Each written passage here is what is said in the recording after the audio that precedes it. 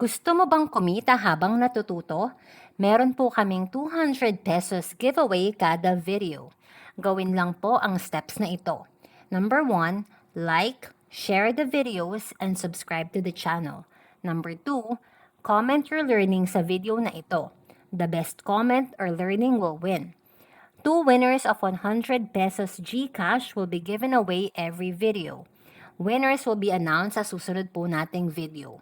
Be ready to send your proof of liking and sharing the videos and subscribing to the channel.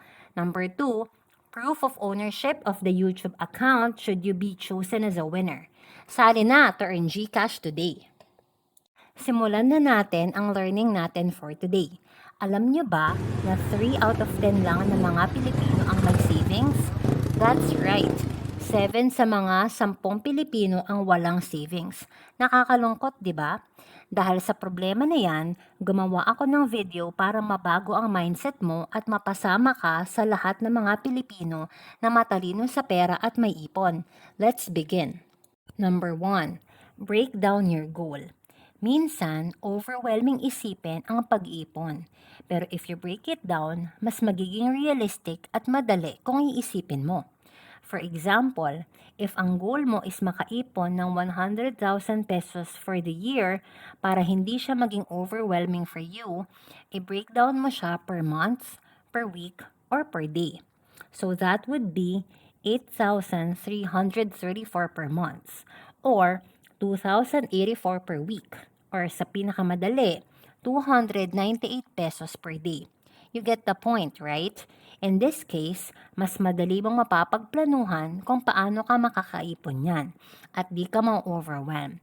So sit down and analyze paano ka makakatipid at makaka-come up ng ipon ng 298 pesos per day. Meron ka bang pwedeng ibawas sa daily expense that's worth 298 pesos para ma-hit mo yung goal mo at makaipon ka ng 100,000 pesos for the year? In this way, mas reasonable at feeling mas realistic if you break it down your ipon goal kada linggo or kada araw. Hindi ka mawawala ng confidence at motivation mag-ipon kasi you broke down your ipon goals. Number 2, analyze your money in and out. So, paano nga ba tayo makakaipon ng at least 298 pesos per day? Write down your expenses and yung income mo. Personally, meron na akong list ng money in and out ko every quincenas at katapusan para alam ko kung magkano ang pasok at labas ng pera ko. Nakalagay na kung ano-ano ang mga need kong bayaran kada sweldo. Ito yung mga expenses na non-negotiable na kailangan kong paglaanan ng pera, kagaya ng ilaw, tubig, school service, at kung ano-ano pa. So kung sa listahan mo ay kasama dyan kada 2 weeks ang shopping at too much entertainment, it's about time na i-analyze mo yung mga random irrelevant items na asa budget mo. Do it now mga kabos, mga kamama, para makita mo kung saan napupunta ang hard-earned money mo. Baka magulat ka na you're living beyond your means na pala and that is a big no kung gusto mo talagang makaipon. Number 3, analyze your emotion and why you spend for non-necessity. Ngayon na alam mo na ang pumapasok at lumalabas sa pera mo, i-zoom in natin dun sa mga gastos na hindi mo naman talaga kailangan. Yung mga gastos na alam mo sa sarili mo, want mo lang. Then analyze the emotion that drives you to do it or buy it. Bigyan kita ng example. If sa expenses mo, nakita mo lagi kang may bagong outfit, analyze mo, why do I do this? What feeling does it drive? Bakit ko kailangan sirain ang budget ko dito? Is this driven by peer pressure? Dahil meron ang mga ka-office mate mo, dapat meron ka din? Dahil ba gusto mo mukha kang bongga at mayaman? Then analyze mo, how does this ruin my budgeting that stops me from achieving my financial goal? If na-realize mo na gumagastos ka dahil nakikipagsabayan ka sa ka-office mo or kapitbahay mo or influence ng social media, know na you're not doing yourself a favor, but you are hurting yourself. Pwedeng mas malaki ang pera na pumapasok sa kanila kaya afford nila ang mga wants nila. Pero pwedeng hindi ganun ang case mo. So simulan mo nang mag-shift ng mindset mo para makapag-start ka mag-ipon.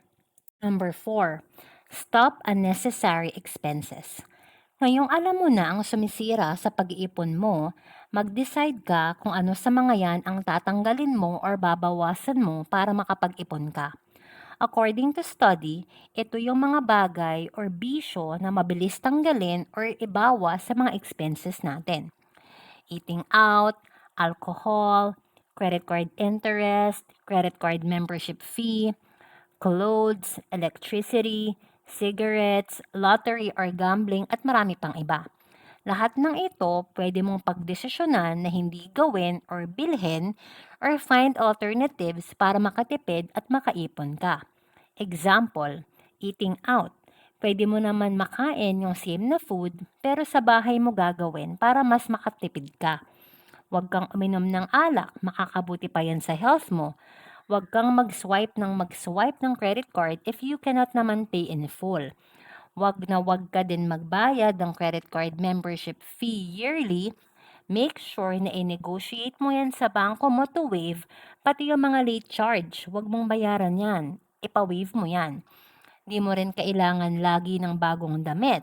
You can practice being a minimalist or create a wardrobe capsule. Hindi rin totoo na makakatipid ka sa inverter aircon kung hindi mo papatayin. Mas tipid ka pa din kung papatayin mo siya if di mo naman kailangan. Mahal na ang sigarilyo ngayon. It's time to make a decision to stop. Alam ko hindi ito madali. I was once a smoker, but I was able to stop it. It was a decision and I always act on it. Now it's been a decade since I stopped smoking. So you have to make a decision to stop these unnecessary expenses kung gusto mo maging magaling sa pera, di na mangutang at makaipon ka. Number 5, reduce spending. Kung hindi mo naman kayang tanggalin completely ang mga nasabi ko kanina, pwedeng bawasan mo lang because the goal is not to deprive you. We all want to enjoy life, but not to the point na sobrang enjoy and we end up being broke.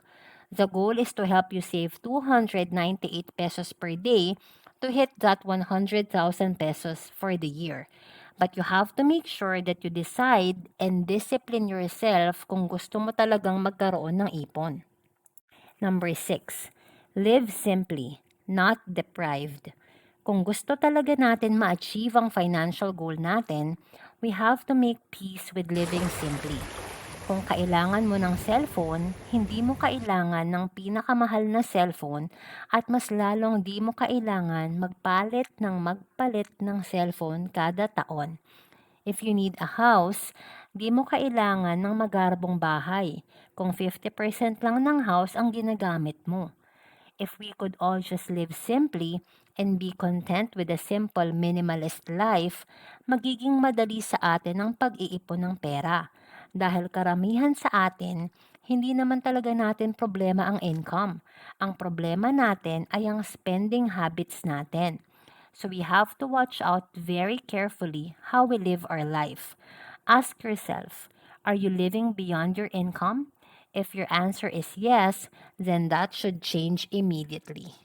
Number 7, start right away and stick to it. Anong pinagkaiba ng mga successful sa buhay versus sa hindi? It's immediate action and consistency. Alam natin na ang dream without action is just a wish. Marami sa atin ang magaling mangarap, pero hindi naman kumikilos kaagad. Laging sasabihin, bukas na lang, next week, or next month, hanggang sa hindi na nakapagsimula. Stop making excuses because it's hurting your financial goals. Kaya kung gusto mong maiba at di magaya sa mga kaibigan or kamag-anak mo na nagsastruggle financially, change your actions at magsimula ka ng mag-ipon ngayon. That's it for today mga kaboss, mga kamama. I hope this will prepare you for your financial journey this coming 2024. Good luck!